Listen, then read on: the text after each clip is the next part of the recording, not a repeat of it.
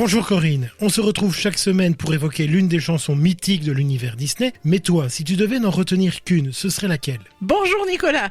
Quel choix tu me demandes là, il y en a tellement. Mais je crois que je choisirais les cloches de Notre-Dame dans le bossu de Notre-Dame. Tout d'abord parce que j'adore ces grands prologues qui débutent certains films du deuxième âge d'or, mais surtout parce que le film est à mon sens l'un des chefs-d'œuvre Disney, tant il est ambitieux pour son ambiance, dans son histoire et dans sa musique. Ah, c'est vrai que Disney s'attaque là à un monument de la littérature française. Un roman pas évident à adapter d'ailleurs, avec une histoire assez sombre. En adaptant le roman de Victor Hugo, il était évident qu'il fallait faire le choix d'une prise de distance par rapport à l'histoire originale, ce qui vaudra d'ailleurs une levée de bouclier des descendants du romancier, criant au pillage commercial d'un patrimoine culturel.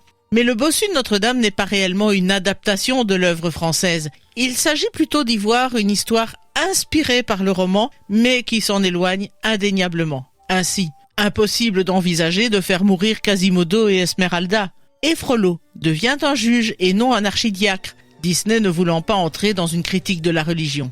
Mais l'essentiel sera gardé. Une histoire qui prône le respect de la différence et qui dénonce l'exclusion, le racisme. Une histoire aussi qui va même jusqu'à suggérer le péché de luxure. Bref, qui aborde des thèmes très adultes dans une ambiance parfois sombre. Oui bien justement, comment Disney en arrive-t-il à ce choix étonnant? C'est David Stanton, le vice-président chargé de la création, qui émet cette idée dans la foulée de la sortie de La Belle et la Bête. Marqué par la lecture du livre dans sa jeunesse, il y voit un potentiel graphique et musical qui pourrait être porté par des personnages forts.